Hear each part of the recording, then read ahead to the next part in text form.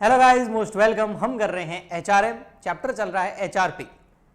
HRM मतलब human resource management हम subject कर रहे हैं, उसके अंदर चैप्टर नंबर 3 चल रहा है एचआरपी यानी कि ह्यूमन रिसोर्स प्लानिंग। इस चैप्टर का ये लास्ट लेक्चर है। आज के लेक्चर के अंदर इस पे बचे हुए जो टॉपिक्स है वो हम फिनिश कर देंगे। तो इसके अंदर अब बचा हुआ हमारा एस्पेक्ट्स ऑफ मैन पावर, है ना।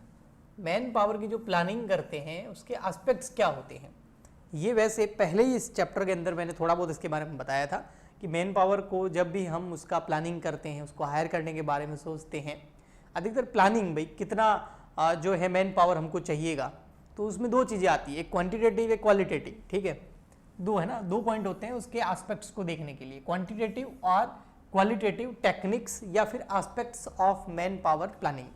तो क्वांटिटेटिव एंड क्वालिटेटिव क्या होते हैं, थोड़ा बहुत तो हमने इसके बारे में पता ही है। क्वांटिटेटिव में क्वांटिटी मैटर करती है, जैसे इसके नाम से पता चलता है ना, quantitative, quantity of employees required in future, so उसकी प्लानिंग करते हैं। और क्वालिटेटिव मतलब क्वालिटी क्या है उन एम्प्लॉइज में, क्वांटिटी कितनी है, मतलब 1000 चाहिए, 2000 चाहिए, 500 चाहिए, कितने चाहिए एम्प्लॉइज, और क्वांटिटी कितनी चाहिए। क्वालिटेटिव मतलब उनमें क्वालिटी क्या होनी चाहिए, स्किल कौन सी होनी चाहिए, कौन सी डिपार्टमेंट के लिए चाहिए, प्रोडक्शन डिपार्टमेंट के लिए चाहिए, सेलिंग डिपार्टमेंट की चाहिए, मतलब सेल्समैन चाहिए आपको, या वर्कर्स चाहिए जो प्रोडक्शन करेंगे, या फिर टेक्नोलॉजी से रिलेटेड आपको स्किल्स चाहिए, क्या स्किल्स चाहिए, तो वो क्वालिटी कौन सी चाहिए आपको। ठीक है, तो ये दो एस्पेक्ट्स होते हैं।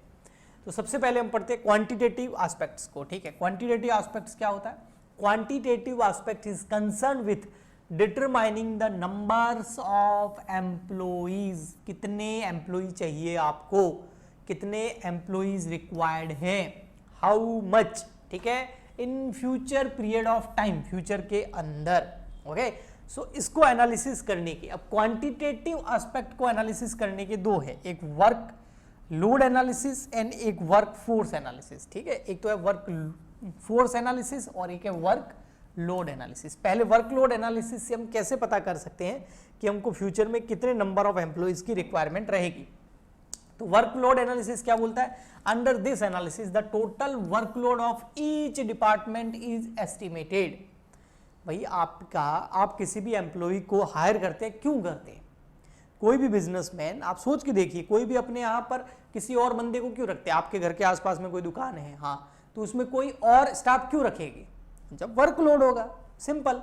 तो यही देखना है कि आपके ऑर्गेनाइजेशन के अंदर वर्कलोड कितना है, मतलब सेल्स में कितने बंदे चाहिए, सेल्स कितनी हो रही है, प्रोडक्शन डिपार्टमेंट में कितने बंदे चाहिए। अगर वर्कलोड पड़ रहा है हर डिपार्टमेंट में, चाहे प्रोडक्शन डिपार्टमेंट, सेल्स डिपार्टमेंट, या फिर रॉ मटेरियल परचेजिंग डिपार्टमेंट, बहुत सारे डिपार्टमेंट के अंदर, सारे डिपार्टमेंट्स के अंदर वर्कलोड देख लो और फिर वहां देखो कि उस वर्कलोड के हिसाब से वहां पर स्टाफ है, अगर स्टाफ है तो ठीक है, और अगर नहीं है तो फिर तो देख लो भाई किस डिपार्टमेंट में कितने कितने लोगों की और ज़रूरत है।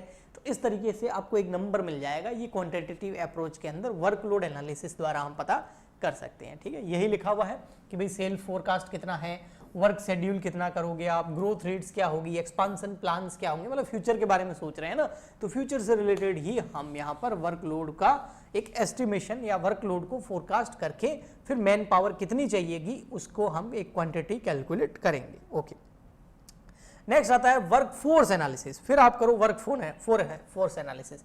वर्क फोर्स एनालिसिस से भी आपको एक क्वांटिटी पता चल सकती है। अब वर्क फोर्स क्या, देखो भाई आपके पास वर्क फोर्स तो है, लेकिन आप पिछला एक एक्सपीरियंस देखो कि पिछले सालों के अंदर क्या हुआ है, कितनी वर्क फोर्स जो है वो कंटिन्यू काम करने आई है, कितने लोग एब्सेंट रहे हैं, कितने बीच में छोड़ के गए हैं, उसका एक रेशियो कैलकुलेट कर लो। इससे भी आपको एक क्वांटिटी पता चल जाएगी फ्यूचर के लिए। ओके, जैसे फॉर एग्जाम्पल के लिए अगर आपने कॉस्ट अकाउंटिंग पढ़ रखी हो तो प्रोसेस अकाउंटिंग के अंदर प्रोसेस जब अकाउंटिंग करते थे, प्रोसेस अकाउंटिंग के अंदर क्या होता था कि भैया कई बार क्या होता है, मटेरियल हम डालते हैं 100 किलो, लेकिन उससे बाहर जो निकलता है वो 95 kg निकलता है, यानी कि इनपुट किया 100 kg, आउटपुट 95 kg का हुआ, 5 kg क्या हो गया, वेस्ट हो गया। ऐसे कैसे, यहाँ पर हमने सोचा कि 1000 एम्प्लॉय रख रहे हैं, हमको इतनों की जरूरत है, बाद में पता चला कुछ बीच में छोड़ के रह गए, कुछ बहुत ज़्यादा एब्सेंट रह रहे हैं, कुछ काम ढंग से नहीं कर पा रहे हैं, तो जिस वजह से हमें बीच में ही और की रिक्वायरमेंट पड़ गई। तो वो हर साल का एक रेशियो निकाल दो कि कितने जो है एब्सेंटिज्म ज़्यादा रहते हैं या फिर बीच में छोड़ के जाते हैं, उस हिसाब से ही फिर नई भर्ती करो। तो इससे भी हमें एक नंबर पता चल जाता है। ओके, तो ये दो आपके एस्पेक्ट्स थे किस किस के, एक थे क्वांटिटेटिव एस्पेक्ट्स के अंदर यानी कितनी क्वांटिटी चाहिए, वर्कलोड एनालिसिस कर सकते हो आप, कितना वर्कलोड है, या वर्क फोर्स एनालिसिस कर सकते हो आप, ठीक है। नेक्स्ट आता है आपका क्वालिटेटिव एस्पेक्ट। क्वालिटेटिव एस्पेक्ट में हम क्या देखते हैं, क्वालिटी, और क्वालिटी का मतलब ही क्या है आपका, स्किल एनालिसिस से है। स्किल एनालिसिस के बारे में मैं कितनी बार बता चुका हूं, इससे पहले भी वीडियो के अंदर मैंने स्किल के बारे में बात करी थी।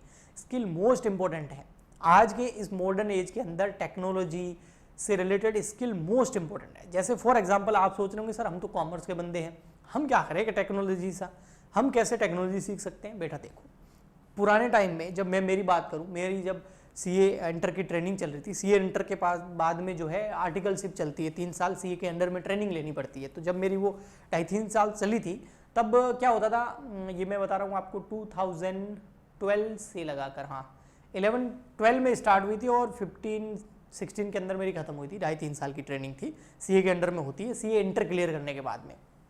तो वहाँ पर हमको क्या करते थे, जीएसटी का रिटर्न फाइल करने, हमको जीएसटी, उस टाइम जीएसटी नहीं था, हर स्टेट का एक टैक्स था, तो वेट अप्लाई होता था, वैल्यू एडेड टैक्स, ठीक है, जीएसटी बाद में आया, तो वैल्यू एडेड टैक्स भरना पड़ता था। तो वैल्यू एडेड टैक्स के लिए हम जाते थे सेल्स डिपार्टमेंट के अंदर, जो गवर्नमेंट का होता था, स्टेट गवर्नमेंट का होता था वहाँ। और इनकम टैक्स डिपार्टमेंट में भी काफ़ी चीज़ें ऑनलाइन थी, लेकिन इतना नहीं था, तो इनकम टैक्स डिपार्टमेंट भी जाना पड़ता था, कई बार फिजिकली फॉर्म जमा कराने जाना पड़ता था। और अगर किसी का ऑर्गेनाइजेशन का, कंपनी का रजिस्ट्रेशन कराना है, अगर सेल्स के अंदर, सेल्स एक्ट के अंदर, जिसको हम जीएसटी आज बोलते हैं, ठीक है, मतलब मैं आपको अगर जीएसटी या सेल्स टैक्स ना बोल के बोल दूँ सीधा इनडायरेक्ट टैक्स, तो वो ज़्यादा समझ में आएगा। तो इनडायरेक्ट टैक्स का अगर रजिस्ट्रेशन कराना है, चाहे आपको एक्साइज ड्यूटी का कराना है, एक्सपोर्ट इंपोर्ट के लिए कराना है, चाहे आपको जो सेल्स टैक्स या वेट बोलते थे, वैल्यू एडेड टैक्स, जिसको आज के टाइम में जीएसटी बोलते हैं, उसका सर्टिफिकेट इशू करवाना है, या उसका ट्रक जा रहा है रास्ते में, तो उसके लिए जो आजकल ई वे बिल सिस्टम आया है, वो पहले ऑफलाइन जाके निकलवाना पड़ता था, फॉर्म लिख के आना पड़ता था डिपार्टमेंट से अंदर, है ना। तो पहले वो फिजिकल पहुंचा, अब आजकल क्या हो गया, सारा ऑनलाइन हो गया। मैं सच बता रहा हूँ, ऑफिस में बैठे बैठे ऑनलाइन सब कुछ हो सकता है, पूरा जीएसटी का काम ऑनलाइन हो सकता है, ई वे बिल ऑनलाइन निकाल सकते हो, जीएसटी सर्टिफिकेट ले सकते हो, जीएसटी रिटर्न भर सकते हो, और इसके अलावा इनकम टैक्स का सारा काम ऑनलाइन होता है, कहीं जाने की जरूरत नहीं है। अब अगर आपको ये सब आए ना, आपको अगर ये आप सीख जाओ, जीएसटी आपको कोई सिखा दे पूरा का पूरा, और इनकम टैक्स आपको कोई पूरा का पूरा आईटीआर रिटर्न वगैरह फाइल करना आपको सिखा दे, तो आप टेक्नोलॉजी का यूज़ करके एक ऑफिस में अपने घर बैठे लैपटॉप पर ही ये सब काम कर सकते हो, और अपने क्लाइंट से पैसा ले सकते हो उसके बदले में, ग्रेजुएशन के बाद में, क्योंकि ग्रेजुएशन की डिग्री इंपॉर्टेंट होती है, तब भी आप एलिजिबल होते हो ये करने के लिए, ओके, जीएसटी रिटर्न फाइल करने के लिए या इनकम टैक्स रिटर्न फाइल करने के लिए अपने क्लाइंट का, और उनसे आप फी चार्ज कर सकते हो, ठीक है, ओके। तो ये एक कमाई का जरिया हो सकता है अगर आपको ये स्किल सिखा दे तो, है ना। टेक्नोलॉजी प्लस ये रिटर्न फाइल करना, सर्टिफिकेट इशू करवाना, बहुत सारे काम होते हैं यार। 36 रिटर्न फाइल किए जाते हैं जीएसटी के एक साल में, एक क्लाइंट के, अगर अच्छा क्लाइंट मिल जाए तो, है ना।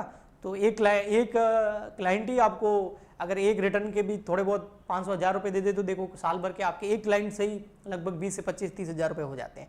10 क्लाइंट हो गए तो आपके 3.5-4 लाख रुपए आराम से बन जाते हैं साल के, ओके, समझ में आओ। 10 क्लाइंट कोई बड़ी बात नहीं है। ऐसे कैसे आईटीआर रिटर्न भी आप फाइल कर सकते हो, लेकिन आपको ये सिखाए कौन कि ये कैसे होता है। अब यहाँ थ्योरी में तो हम सिखा नहीं सकते आपको, है ना, स्किल दे नहीं सकते आपको ये वाली, ठीक है। तो इसके लिए भी आप ये काम, इसके लिए आप क्या कर सकते हैं, कहीं से ये सीख जाए। अब ये सीखे कैसे, इसके ऊपर मैंने लास्ट लेक्चर में बोला था, अभी बोल रहा हूँ, इसके ऊपर काम चल रहा है, एक डील चल रही है। अगर वो डील तो नहीं कह सकते, एक आपकी भलाई के लिए, आपके लिए ही एक जो है आपको ऐसा सिखाने वाला कोई आ जाए, उसके बारे में मैं सोच रहा हूँ और बातचीत भी चल रही है। अगर वो हो गई, क्लियर हो गया, तो उसके बारे में मैं आपको ज़रूर बताऊँगा, ठीक है। तो चलिए अभी हम बात करें अगर स्किल की, तो वो बहुत इंपॉर्टेंट है। तो हर कंपनी क्या करती है, एचआरपी के अंदर स्किल एनालिसिस करके, स्किल का एनालिसिस करके भाई किस कैटेगरी के हमको फ्यूचर में कितने कितने एम्प्लॉइज चाहिएंगे वो पता कर सकती है।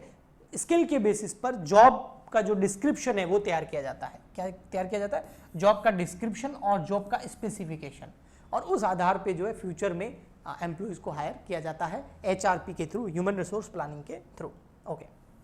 अब प्रॉब्लम भी आती है, ऐसी बात नहीं है, एचआरपी में प्रॉब्लम भी होती है। ह्यूमन रिसोर्स प्लानिंग करते हैं तो उसमें प्रॉब्लम भी आती है, क्या, इनएक्यूरेसी, क्योंकि हम जो भी कर रहे हैं फ्यूचर प्लानिंग कर रहे हैं। एचआरपी, पी मतलब प्लानिंग, तो फ्यूचर के लिए फोरकास्ट कर रहे हैं। अब फ्यूचर के लिए जो भी एस्टिमेट करेंगे, फोरकास्ट करेंगे, वो एक्यूरेट तो कैसे हो सकता है। फ्यूचर को प्रिडिक्ट करना किसके हाथ में, एक्यूरेट हो सकता है क्या, नहीं हो सकता, बस सिंपल।